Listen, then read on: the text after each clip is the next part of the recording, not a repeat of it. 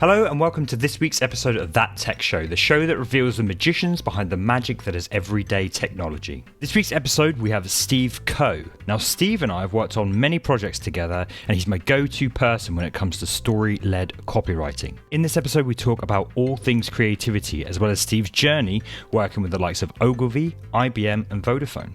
We dig into the process of building a website and its copy, as well as what dead person we'd like to take to Mars. I really enjoyed talking to Steve in this episode as we openly chatted about anything and everything, so it's got a slight different feel to it this week. So enough rambling, here is Steve Coe.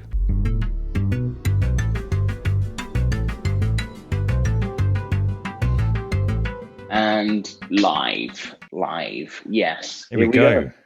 Why don't you give us a introduction to who you are and what you do?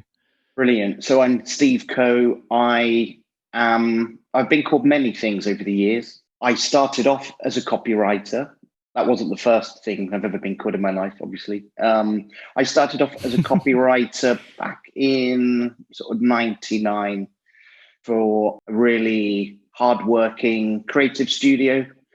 Obviously, the word was a lot different there from, this was pretty much pre everything being on the web. So that was creating direct marketing and radio ads, scripts for radio ads. So that's what I was back then. What I am now is very different. I'd say there's a lot more strategy with what I do now. There's brand development, which I guess has always been in the mix, but brand development in terms of workshops, helping everything from startups to big global brands to find an identity. The copywriting or the content design, as I'm sometimes called, a content designer, a UX writer, a content writer, the core of that, which is writing, still plays a large part, so that's, if I'm generally creating UX experiences, and so that's messaging told, storytelling told over many different user journeys on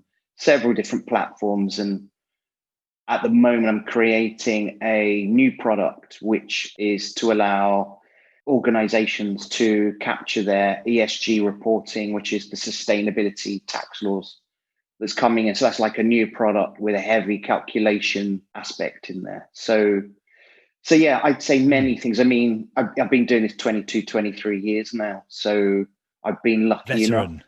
A veteran. No, completely. What was it that got your juices flowing when it came to kind of writing? It's an interesting question because that predates copywriting. It sounds like I'm going biblical and dinosaur age, and some days I do feel like a dinosaur. Well, the way I phrase the question might be the reason why I asked it in that particular way. So do go on.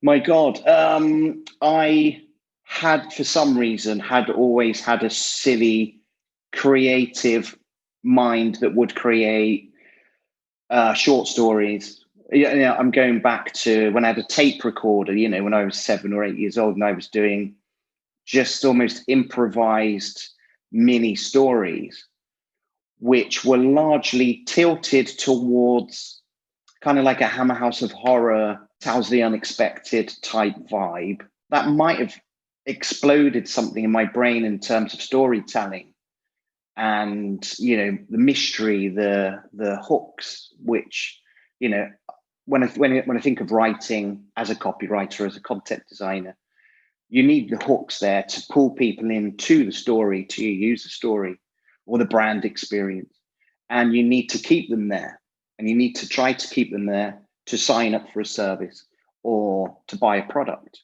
But so I then went on to writing songs, and I then quite late at the age of 18 found what I wanted to do, because my first job was for IBM in 1986, because my mum and dad said, why don't you go into computers, because they're a thing of the future.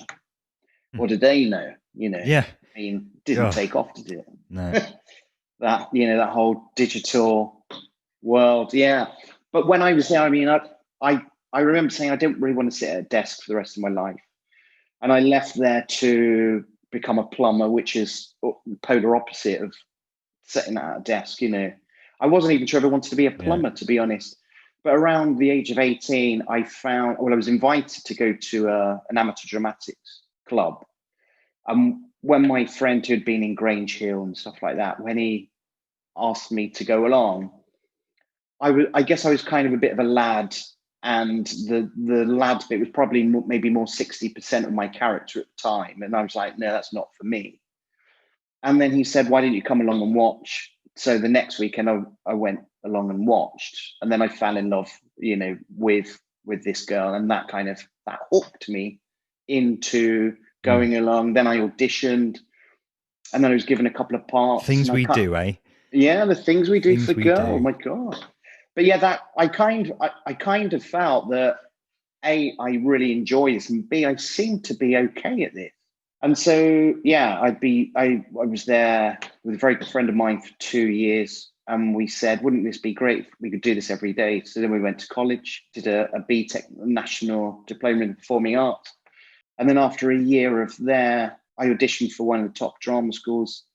So yeah, so that was my path. So I was in London, moved away from the South Coast, Portsmouth to London, did drama school for 3 years, left, got an agent, did bits and pieces. But then after a couple of years of doing, I had quite success with one fringe piece, which was Critics' Choice in The Guardian, because the acting game's so tough. They say 2% out of all actors are working at any one time, and that's always the case. So I needed a regular wage, and luckily, one of my other very good friends, who's also from Portsmouth, he called me up one day, and he said, "Well, I'm setting up an ad company, and you've always written songs and stories, and I think you'd be pretty good as a copywriter." And so that was 1999 in Richmond. As I say, hardworking studio. Every pitch we went for, we seemed to win. We had BT Summit, which obviously became O2, Hertz, Europe Car, Carnival Cruises. There were only about eight of us, 8 to 10 of us. And so, so that was about 22 years ago. And since then, I've been lucky enough to work for some of the biggest ad agencies, some of the biggest financial organizations, and then got to work with you on a couple of juicy products. And so that's pretty much my career life story. Do people know who you work with? Do they know that was kind of that is where you have come from, like with the creativity and the acting and all that stuff? Not what I've written a blog on this. I had to hide that, because every interview I'd go to, if I mentioned that, their first response was, "Well, aren't you going to leave us to go and, and I knew that I wasn't. I mean, I might do if I went for an audition and I got an ad, but that the last ad I did was lasted about 3 or 4 days filming total. So you could take that as holiday, but I had to just be quiet, even about the other stuff, the script writing, which I have constantly done. That's my passion. Script writing and storytelling is my passion. And it's only, I guess, the last 5 to 10 years when storytelling, you see it everywhere. And this is what my blog article was about. For the first time, I can now speak openly about, yes, I'm a script writer. Yes, I was an actor. And, understanding text and language is huge. I mean, if I didn't have that, I wouldn't have brought any creativity to copywriting or the campaigns or the product development, because storytelling and language and analysis of character, which, you translate that to the customers and the users, they're your characters in the story. So it was sad, but the industry's opened up, and I'm older now, so I guess I've got nothing to lose. I can look back and say, well, I did X, Y, and Z. I worked for, Ogilvy and blah, blah, blah. But I don't have to hide anymore. But yeah, everyone's embracing storytelling and brilliant, because I think when the whole, and from an outsider, the whole what we do can be seen as very dry and, very boxes and arrows and, but if you give the lens of it's a story, everyone can relate to a story. So Whenever I look to sort of bring you on as well, I just think automatically it's story led, Do your other clients know that? Or are they looking for that kind of story led thing? Or is that something you educate them on? And yeah, it's a nice thing because a lot of them don't know they need a story. And so when you introduce and you position it as a story, and the characters, in your story are the audience, and your business objectives are tied and weaved to that, I think most clients are almost delighted. It's almost like, oh, so we can have a bit of fun now. And I think, it's like anything, isn't it, with work? If you can bring a fun element and it doesn't feel like work all the time, then yeah, you're on to a winner, and the journey's a lot nicer, I think. Do you find that on your side with? yeah, a lot of time, actually, you might find this, but I think a lot of people, a lot of companies, they often think they know what they want. And they're, take for example the current job that we're talking about. We're given this thing, we're given this like copy that they think that's it. That's what they want. Just go and do something with that. But it's often a case of actually educating them that mostly about the process, because I think websites, you've probably seen this going right from 99 to now.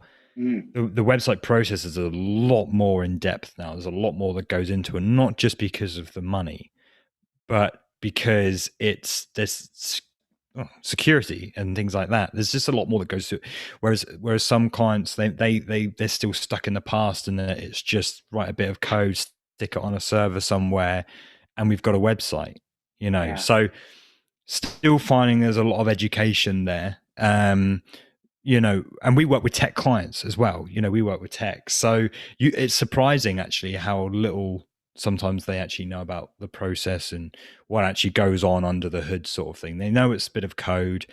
They still think design and development are the same thing. Oh, I want a website. Well, we need to get you a designer and a developer and a project manager. It starts adding up. So yeah, still very few clients actually know the magic that goes on under the hood, really, unfortunately. But like with copy, I feel like that's more of a, actually, I'm regretting what I'm saying here, but I was going to say with copy and content, that's more of a reflection of them. Like it feels like it's their voice. And what I was going to say about the story thing, is the story thing a way of them detaching themselves from the product so much, and it now belongs to this character in the story or something like that? I'm just trying to think, because obviously, as I just said, the client we're currently working on, they think they know what their copy needs to say, and it needs to be representative of themselves. So by saying story, is that a negative or a positive when it comes to like having them go along with it, basically, or does it scare them off, or is it? It's never scared anybody off. I think that yes, it is. You get all types. Then you get like the really hands-on clients who almost just want to write it themselves, and you have to kind of, I guess, get into some dialogue to say if you think they're going off, and becoming almost like creating, say, a dry tone because they just want to be on the nose, then there's a bit of dialogue and explanation to why maybe you think they should edge back this way, or they should pump a little bit more personality in, that might actually tie into their business objectives, or some personas that they haven't thought of, that they didn't know they needed. But I think I've never had any bad reaction to the story. It's interesting when you work for somebody who's creating their own product, because it is their baby and they are very, very tied to it.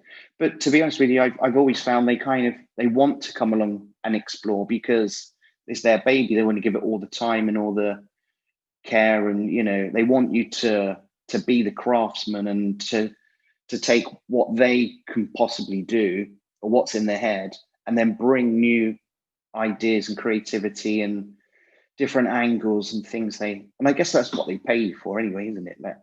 That kind of expertise.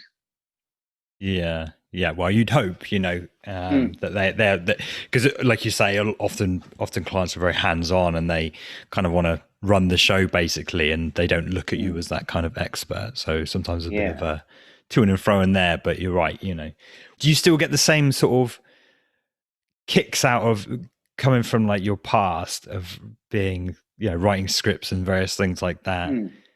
and horror stories? Do you get the same kind of are the same principles applying, or do you think that that's like just where it started and just where your ability to write starts, and then it's a complete different kind of side to your brain almost when it comes to writing for websites versus writing for your own enjoyment? There, the some of the rules are the same. So I kind of I still apply because when I was doing those audio horror stories on my tape recorder back in, oh my God, 79, 1980, whatever project I come to, it's that kind of initial period of almost like improvisation in terms of nothing's off the table. You go blue sky, Mm, have some fun with it. Um, and I think that's probably always stayed with me, that never put things in a box until you go through different adaptations or different refinements. And so that mm, kind I pull that in. That's a natural thing. I kind of read a lot about script writing, and I bring a lot of that in, because that's the yeah. screenwriting world is about the idea, selling in the idea, selling it in a word, in a sentence, a log line. It's about characters. What makes the characters different? What's the differentiation of your Mm, product? So I started to look at the script as a product. It is a product. You take it to Cannes, mm, pitched to 5 different production companies, had interest from all of them, and kind of saw the similarities between a film being a product and what you need to do, because you need to sell that. You need the marketing for that on top of that.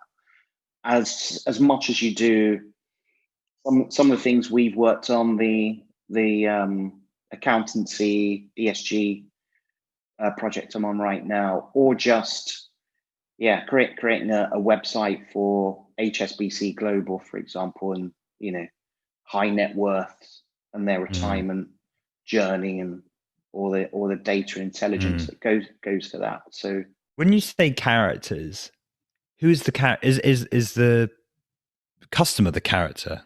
it's a brilliant question, because you can look at it two ways. Well, you could say that the central character, the protagonist, is the product. It's the MacBook Air, and Mm, the surrounding characters could be sub products. The earphones I've got right now. Um, mm, but the other people are the audience. The audience they're speaking to, they're also characters. They're your mm, personas. They're your other leads in the story, and there needs to be a mhm, relation and a dialogue and communication. And then you see, when you look at it, for me, when you look at it that way, then there becomes this natural story. And I like to create story maps, which is basically different personas and how they dial into use an app. They might be on at a different time to landing on a tablet when they're on the sofa doing couch commerce at 8:30 at night, whilst they've got Love Island on in the background. And it's just mapping it to their needs and the business objectives. And so do you? Because I'm from what I'd call the other side of the fence in comparison to you. But do you have any similar processes or ways of working that kind of are almost identical to that when you sit down to? obviously we do personas, Mm, they're important because you understand who you're talking to and all that lot. And we have this idea of like journey mapping, you know, mm, but uh, this is more from like a UX perspective, and I guess that's maybe where that's coming from as well. But it's interesting from coming from um having all these characters and stuff like this, is this going on all in your head, or do you actually surface some of this or all of this stuff to the clients? Like, you actually tell them that the MacBook Pro is the protagonist as an example, or is this just all kind of going on in your mind and it helps your process along? I kind of look at it like buckets. So I Mhm. need to I need to go off and research, and I need to understand what the product is and that whole world that exists around that product Mhm. and the types that buy that. Then I do a lot of research and then create pictures of who those people are. So I kind of know that that's sort of one bucket. The next bucket would be, right, what journeys do we need to go on with these personas? So that would be Mhm. understanding how to get them from A to B in a clean, coherent way, where there's enough detail where there needs to be detail, but it's very light because, yeah, they do say that we're all time poor at Mm. the moment unless we really care, and then we will engage and go deeper. And Mhm. then the last sort of stage after working, whether it's with someone like you or a design or an art director, is then to refine it. And this is kind of where the craft comes in. Almost sit back, look at the experience you've created, then tweak and refine and go into user testing, and then you learn again. So yeah, so I have those steps in my head before any project ever begins. Yeah. I guess my question was more around, like, does the client know that you're using a story to create all this? Are they aware that you are looking at things in the same way that you would look at a film, for instance, or whatever, that you have these characters and these arcs and various things like that? I doubt it. I doubt they are now if they're So watching. my perception of this is now is like you've got this wild, colorful mind of, like, just creating these characters and have them go through this Yeah, journey and, like, all that lot, and no one knows anything about it, but it's just all this yeah, whirlwind of fun and yeah. creativity that's going on in your mind just to be able to write the narrative. But that's my image of you anyway. Yeah, no, that's great. And I think that's how I kind of function. I need to bring the fun element. A hiring manager, I did about 4 or 5 years at Vodafone. A hiring manager in my interview said, things get very intense here. How do you deal with that? And I sort of said, well, I need to pop up for air at times and have a bit of, fun dialogue with people for 5 minutes, as everybody does. You kind of speak about what you did last night, or, I need that. Because nobody can just be head down 9 to 5. You'd go mad, wouldn't you? I kind of need that color and story, which might not even be related to the job. But I just say one thing. I mean, a lot of people that aren't in our space, they don't know what copywriting is. And in some companies, they just give it to someone in admin or a secretary, because they just assume, oh, they write, they type, so they can do the messaging. But what they don't understand is there's so much to copywriting. There's the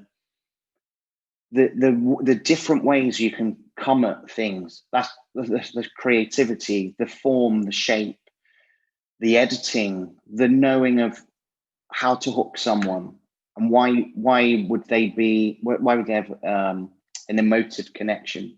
How can you get that? Could that person in admin take them on to a journey and be fairly confident they're going to go on to sign up at the very least, or buy a product? And it's that whole, when we just talk about character and the whole color, that's like a big part of it for me, because I've worked on campaigns. You need to come up with several different routes to be able to even go on that journey. You need to give clients several different options. That's typically more in advertising. which I'm less in these days. For every product or every service usually has a landing page. So you are selling to a degree. There are promotional videos. People need to convince people to come on their journey with them. So that whole creative side, I don't think when people who aren't in industry, they kind of don't appreciate the creativity that copywriters really should have at the core, as much as their ability to write per se. When you first heard the term copywriting, what did you honestly think it was? Well, being dyslexic, I literally thought it was something to do with copy and pasting, or redoing something or whatever. So that's the truth. But yeah, my perception was, it wasn't creative. It wasn't. There wasn't. It's weird because probably like yourself, my perception of how websites are created, similar to what I was saying earlier with clients, my perception of how websites were created was very different when I first understood the different roles, like designer, developer, copywriter, all that sort of lot. So yes, I knew that they would write text for the website or whatever it is, the service. I didn't really know or think that anything more went into it. There was a sort of sub process in itself within the website process, because you got that sort of you've got the way to build a website, but now each individual roles, copy, design, development, they've all got their own processes within that to help them construct or be able to do whatever it is they need to do. So I sort of think it was roughly writing text, writing copy, but was I wrong? Is that incorrect? No, I think would you be offended by that? I wouldn't be offended. I think that's fair. There's a lot more, as I said, there's a lot more to it than that, but that's not too far off. Do you know the origins of where copy comes from? The term copy or copywriting comes from? No, enlighten us, Mr. Storyteller. Mr. Storyteller. I'm a storyteller, and my stories must be told. That's for those who don't know. That's as that musical theatre coming out there. It's actually a BBC. I think it was a BBC story, which used to pop up on BBC at sort of 5 p.m. with a guy called Christopher Lillicrap, true name, and he'd have a guitar and do all these European stories. And the term copy comes from about 1300. It's derived from Latin, and it was basically way back then when they needed to make a copy of something, they would literally just copy on a different tablet or whatever materials they were using back then. But it's also related to the publishing industry. So the copy coming off the printing press, it's also attributed to that as well. So there you go. So I was kind of right then, actually the duplication, the copying of a thing. Yeah. But now the term is not. It needs a new term. Then it needs a new word, because it's a blank canvas. You're not copying anything now, which I guess alludes to your other titles that you've acquired over the years. Yeah. Well, I typically called a content designer, although, as I say, I do much more than that now. So it's probably more brand and strategy as much as content designing. But so a copywriter in the dictionary is a writer of messaging for advertising or promotional content. A content designer, and I know there's a lot of probably people my age, they kind of turn their nose up at the term a content designer, but a content designer is someone who's tasked with communicating information in the best way possible. Someone who's expected to be skilled in language, graphic design, in all of my content designer contract, that's never been asked. Technical requirements, yes, I've done a bit of HTML, but not really. I kind of struggle with this because the placement of content and that thought of executing it in the best way possible, I've always been doing that. When I think back to the direct mail brochures, you need to think of the journey of the messaging and its placement alongside imagery or illustrations, iconography, and taking them on the journey to call up way back then. So yes, there's the analysis, there's the research, but then you'd always have to have done your research, or along with the brief would be that research. I know there's kind of semantics with it. There's a great approach that is applied to content design, and that is the comprehension, the reading age, and the reading age, as I might have said to you, which shocked me, in the UK, I think in the States as well, is around 8 years old. So yeah, you have to be mindful of that. So that, yes, there are platforms and you can paste what you've written and plonk it into those platforms and then it will give you a score. But I think that once you've used that a couple of times, you kind of go, I know where it would score high, and you don't really need to use it as much. So I think I've worked with some content designers who sneer at copywriting or copywriters. And I'm just absolutely shocked because as a content designer, as it says there, language, the ability to create, to write, is a massive part of your job. There was even someone who said to the client, that's not my job. I was just bewildered, to be perfectly honest with you. I think that how can it not be? That's veering off a little bit. Someone once said to me years ago, always be learning, always be keeping on top of what's out there, because and the tools and platforms, otherwise you'll get left behind. So I don't think if someone said do that, if I didn't know, that's the Richard Branson thing, if I didn't know how to do it, then I'd go off and I'd learn how to do it. I'd research, and I did that with content strategy. I was at a company and they assumed that I did content strategy, and I didn't. But I went home that night after saying yes, and I researched and studied, and then a week later, when it came to me actually having to do it, I could do it. And then over years, I've just added to the content strategy knowledge. But if I had said no, oh sorry, I can't do that, then I guess my career wouldn't have gone off to some of the big organizations, that I've been lucky enough to work for. Yeah. Have you done that on your side, that kind of what, fake it till you make it type of thing, like where someone's asked for you and you just go away and just figure it out?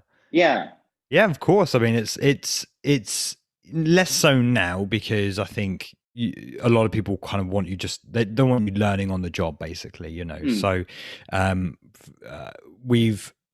think we've found our niche, which has helped put a sort of a loose box around what it is that we do. So if someone comes to us for an e-commerce store, not going to touch that. There's a lot of ins and outs to that. Yeah. So, but growing up, learning and figuring this stuff out, absolutely. Like I've worked on a few animations with a company called rathergood.com. And they've done some wacky old stuff. Yeah. They did that Crusher advert, and that song is like, I love the moon because it is close to us. That song.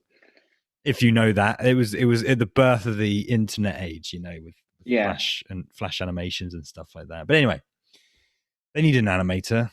I knew After Effects a little bit, but they were working on a film that actually Alan Partridge. Steve Coogan, yes. Who plays him? Steve Coogan, that's him. Yeah. So he was in this animation. He was the narrator. So it was big. It was an important animation, and I was like, yeah, I can do animation. and ended up doing that. And literally during days or when I needed to achieve something, I would look at tutorials, shout out Video Copilot, like we just figure out how to do this stuff, and you know, all of a sudden then you're opening your mind to different types of creativity and stuff. And actually, you know, putting two and two together now, I look at websites and the animations that can happen on the websites, and because with that film, I really thought about, well, let's take for example, there's a dumpster truck that emptied out a load of bunnies into a grave. It's a dark comedy. Yeah, it sounds like one of my audio horror stories from the 80s. Yeah. Yeah. But then I was thinking, well, you know, actually, I don't think they were dead bunny. I think they were alive. But I was like, well, they're going to be pooing. So there's going to need to, as the dumpster truck rises up and empties them out, there's going to be this poo that rolls out and dirt and all the rest of it, and then dust. You know, thinking of all the little things that would happen, physics, using physics as a sort of guide there, and how gravity would pull it down and how things would bounce and flick off each other and stuff like that. It got me thinking on so many different levels when it comes to animation, that actually in websites now, it helps to just look at a website and think, well, how can we convey this story? Like what, or this interaction, what would make sense? Because animations that happen on a website can't just happen. You know, they need to tell a story. They need to communicate what's actually happening, as well as looking, you know, sexy and all the rest of it. So, you know, saying yes to things, just getting down and dirty in a new idea or a new skill, and then seeing how that kind of plays out in my career. Like that's, I attribute a lot of my, let's say, success. I wouldn't necessarily say it's success so much, but you know, where I am today, I would attribute to that very attitude, just saying yes to things and trying new stuff and bolting it on to your existing skill set, you know. Completely. I think that I'd hazard a guess, most people probably do that. I mean, if you think of like DIY, a lot of people probably, maybe they'd never paint. I know paint is probably a lot easier, but they'd not painted before, or they'd not put an IKEA table together with instructions before. But you do it because you think, I can probably do that. I mean, the only thing I can think of that really spectacularly messed up was the brain surgery, when they asked me, could I do this patient? And I said, I've done brain surgery before. And unfortunately, I realized I wasn't very good at it. So that and the rocket science. Before you were in the brain or during the brain surgery? During, they trusted me. They just assumed I could do it. Yeah. That's awkward, isn't it? Yeah. Really so there you go. But no, generally, I obviously say yes to things. I think I can. It's probably a part of me already, you know, that feels confident enough to go away, learn, educate myself, and keep learning, so you don't feel that you're going to embarrass yourself. And luckily, that's never happened. But one thing I have had, and I speak to a lot of people about this. So I obviously fell into this industry. And many times I've been sat in boardrooms feeling like an imposter.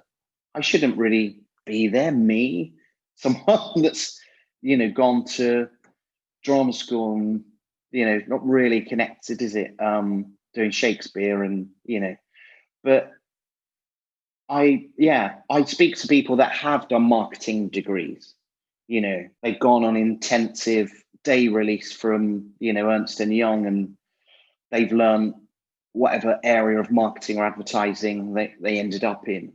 But even they have imposter syndrome, because I guess people, whoever you are, you sit in a boardroom and you sit opposite these very intelligent or seemingly very intelligent people who know the ropes. You know, they know their thing inside out, and they talk eloquently. And what I actually found out after many, many times of going in that same boardroom was those people didn't know as much as you thought they did.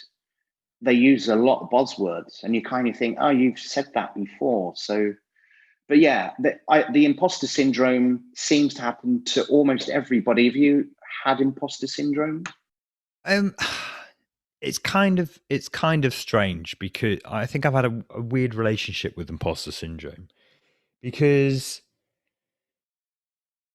I don't know. I would guarantee that I have, but I don't. I guess I haven't been crippled by it. I don't dwell Mm, on this idea. Like I think my ego is just a bit too big. I just kind of go into it and just yeah. not really care because only good can come of it. No one, apart from probably your patient during that unfortunate brain surgery, no one's going to die Mm, in our industry. mm, So by just going for it and you're going to learn something, no one's going to die, and it's from experience has told me that you will benefit from this, in mm, time and all the rest of it. Um, I'm half tempted to say that I haven't had imposter syndrome, but mm, I have no idea. I really don't know. I can't think of a time where I've stood up or gone into something thinking that I shouldn't be here. I yeah. definitely thought I don't have the skills right now, but let's figure it out. Mm, But not mm, I shouldn't be here. So I've always yeah. struggled to know or to place where my imposter syndrome is or what imposter syndrome actually is. Yeah, yeah. It might have been worse for me because, as I say, I didn't train to be a copywriter. I guess I trained on the job, but the natural core skills were already there through songwriting, storytelling, script writing. They were kind of there. I had the creativity to apply that. And I guess being on the job was an alien, being in those boardrooms and then almost having to talk about how you did something because I never did. I think the first 3 or 4 years I didn't have to talk about my craft. I just did the job. I did the campaigns, the different routes, the different messagings, the different taglines. But I never had to talk about it. And I think it was almost, I think, when UX and working with UXs kind of came into play, and maybe I was stepping into more financial and more digital projects that it became a thing that you had to talk through your work. And I think early on I thought, this feels a tiny bit awkward because I just do it. But yet several years on and doing it several times, I can verbalize with much more clarity what I do, what I think I do. Mm. Have you read books or anything like that? Or now that you've sort of established yourself, or that you're now familiar with a lot of things, have you like read any books on copywriting or UX or anything like that, or ways of work, or anything now that you've you know not stumbled into this role, but it didn't immediately pop up into your mind that you would be a copywriter or whatever? Have you read books or anything like that? This is going to shock a lot of people. I don't read very much. And people are thinking Wow. that's, yeah, exactly that exact response. And that's I mean, reading because, and writing is two different things, to be fair. So if you're yeah, working with words all day, you don't want to take any more in. yeah. But before I answer your question, I very rarely read. I've got a bookshelf, two bookshelves, and there are about 5 or 6 books that I'm either 10 pages in. That was 2002, or 60 pages in 2006. And the reason I don't read, and I know I'm missing out on some fabulous stories, and it's something that's kind of on my list to start reading. It's ridiculous, isn't it, to hear this? But it's because I always felt that when I was reading, I could be writing and I could be producing my own stuff, which was generally either feature film, short films, TV series, and that's where I thought I'll donate that time. But to answer your question, I've read stuff about David Ogilvy and his sort of journey, which fascinates me. Going and work with Quakers, leaving the industry, and then I don't know how long he worked with Quakers on this remote farm for, but he came back to the industry, created Ogilvy, and thought of the top 5 clients he'd like to work with. I think Ford was one of them, and then this massive explosion of Ogilvy happened, and the Ogilvy Way, and so I've read stuff like that. I've read content strategy stuff, because that, as I say, when I said yes, I thought I better go away and read now. It's time to read. So I've read a lot on SEO. So I've educated myself on SEO, but not a lot. I follow a lot of people on Twitter that are in the copy content strategy space. So I'm aware of what's happening there. If I read anything, I guess it's more stuff around where the industry, where digital experiences are going, with recognition for the branches that might be left, walking into a branch, as soon as you get to the door, the teller has got your details up on their screen, or, intuitive car dashboards that kind of have all the information about areas and danger spots and all that intelligence.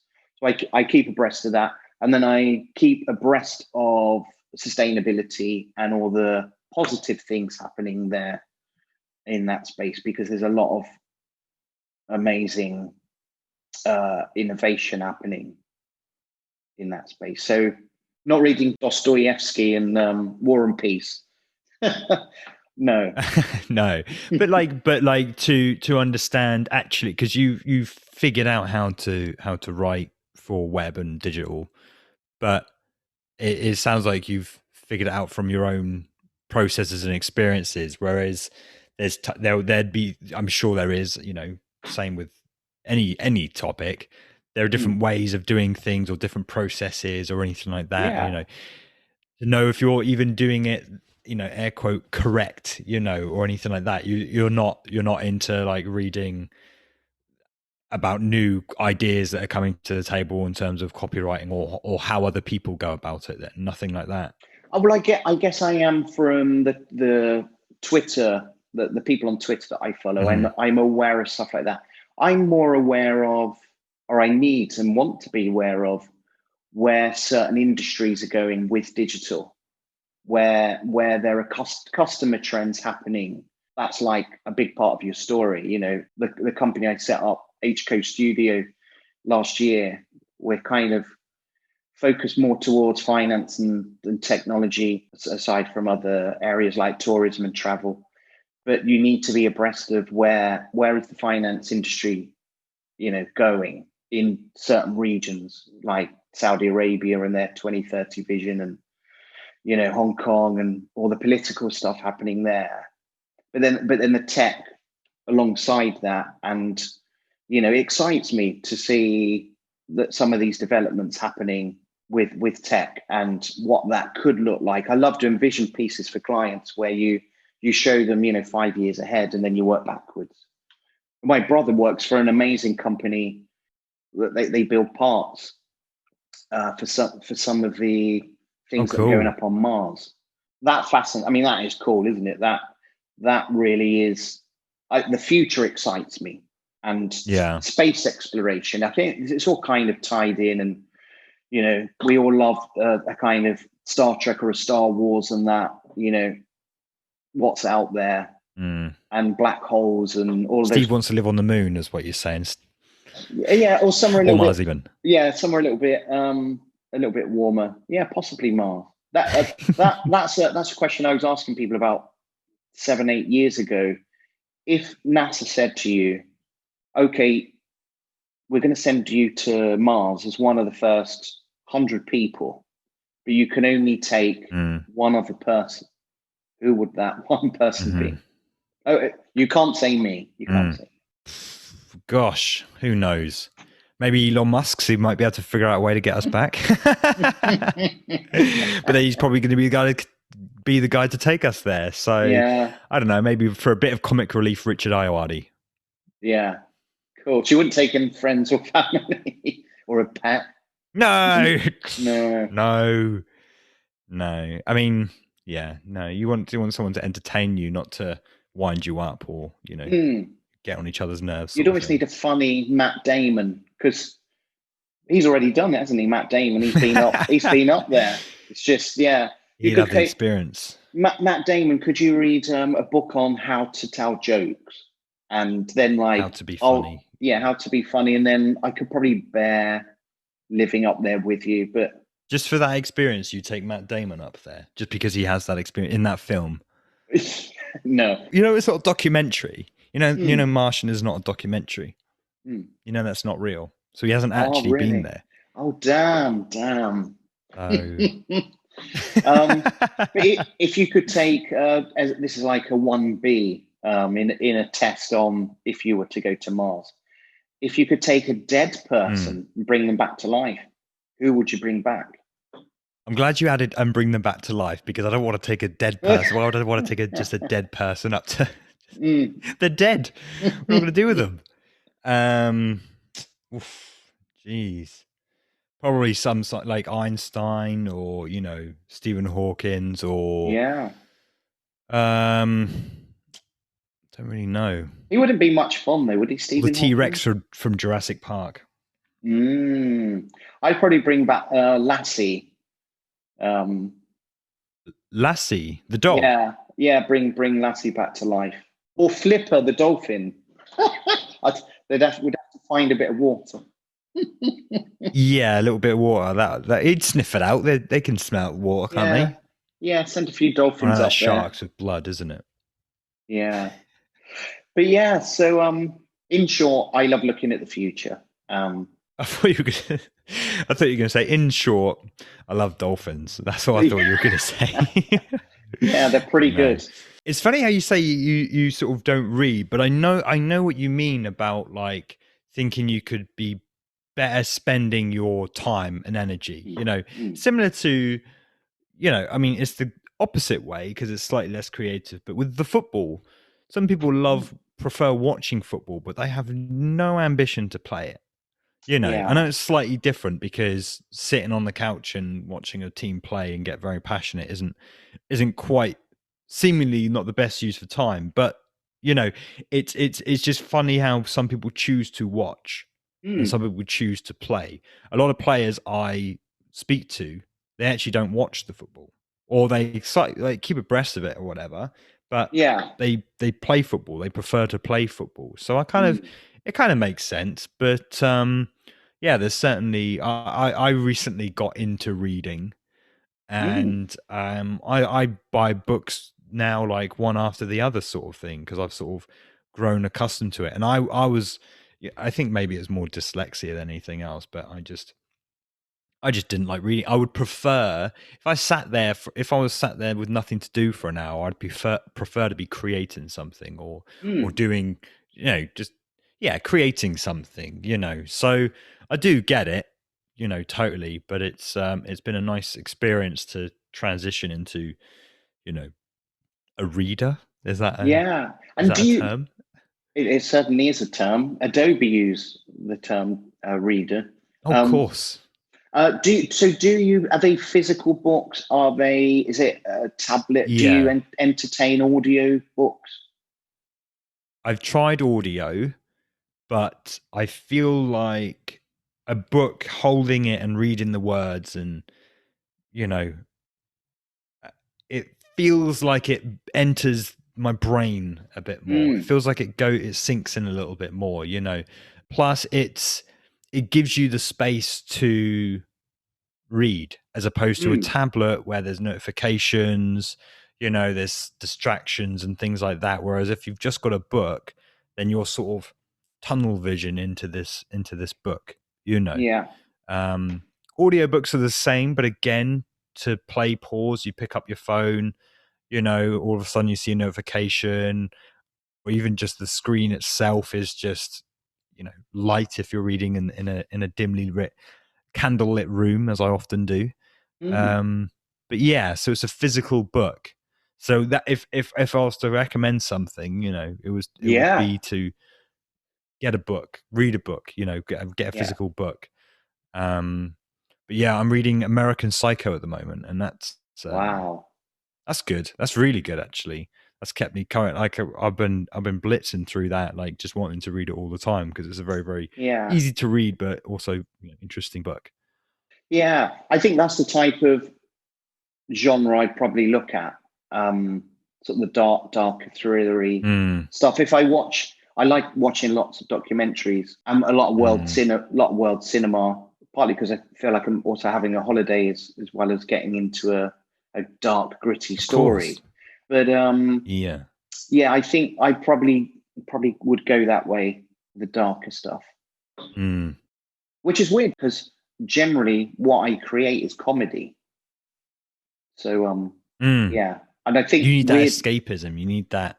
yeah, I think there's some synergy there. Just very quickly to summarize with my writing head on, I think there's synergy between horror, drama, and comedy. And for me, the reason for that is you're building to a moment. The comedy's building to a laugh. The drama or the horror is building to a fright moment or a dark revelation. So that's yeah. I've been tempted by a horror, but so I just wonder how, because when you're watching a movie, for instance, and there's like a scare scene or a jump scene, I can't get how that will translate into, well, you just open a page, it's like boo or something like, how do these jump scares, how do these moments, I guess it's more drawn out and more kind of painting a very detailed picture in your mind or something. We can only Yeah. speculate at this point, but Well, no, you're right. I mean, it's the same as the journey I talk about hooking you in. So you paint the world of the haunted house in the middle of nowhere in Scotland, and the marshes around it, and you gradually pull you in, and then you talk about the rickety train journey to that place of a lonely writer, and again you're getting all of this kind of unsettled world being kind of thrown at you, and then you're gradually being pulled in. And yeah, I mean, I kind of agree. You'd think that it's hard, but it's the same as a joke. Some people I've sat opposite on the train reading and they're laughing their heads off, feeling like crazy people. But it's just that interaction between, what they're reading, what's written on the page, and creates that emotive outburst. And so a fright moment for sure can follow the same sort of DNA in terms of how you execute that. With comedy you get a laugh, with scare you get, with horror you get a fright. Like from your work that you do now, where are the success, how do you know you've won, or you've achieved your goal? I would say it's very different for different projects. So if I think of, I worked on the Toby chatbot for Vodafone. I guess you would say you get wins. Well, the biggest win was an award. It won an award. So that's validation. I think on other projects, you might see wins in user research where you've like focus groups where you have crafted an experience to the best of your ability and knowledge based on research and your kind of creative input. And then if there are very few areas that people are having problems with, I guess that's a win. I think on other projects where you bring a branding and brand development, if the client absolutely is over the moon or they love it, which I've experienced luckily quite a lot, their reaction is validation enough. They don't just like it, it's like, oh. I remember the first time I really saw it in the flesh, which wasn't in a user research room, interview room, which is, let's face it, they tried to not be doctored, but it is kind of a slightly unreal setting because they're working against time. They've got to complete certain tasks, so that it's not completely real when those kind of hubs are set up. But a friend and I had created the branding and the messaging for this new restaurant over in Florida. And before the restaurant opened, each window was covered by our design, and that design told the story of this new restaurant over 8 windows. And we were sat there on the day of them going up, and we took photographs. Then we sat down nearby for a coffee, and we saw this couple walk past, and they were absolutely enthralled by what they were reading. They were pleasantly surprised as to the type of restaurant that was going to be there. And I think it was the first time it kind of touched me in a way that I kind of thought, wow, this stuff really works, because most of the time things will go out the door, things would have been printed, some stuff would have been published and launched, but by then you're not really looking for it because you're on the next project and you're like 2 years on, you've kind of forgotten about that. So you don't really get the actual, you don't get to see the reaction. But that, I kind of thought, that's validation enough that this stuff really works, can really work, can make a massive difference. And of course it can. They talk about Coca-Cola wouldn't be anything without its brand. Neither would many. But it's it was fascinating to see. Yeah. Often you don't get to see the fruits of your labor in such a organic way, right? So it's it's pretty cool. All right, well let's wrap it up there. I think that was a really good chat. Thank you very much, Sam. Always good to chat with you. Always good to chat with you as well.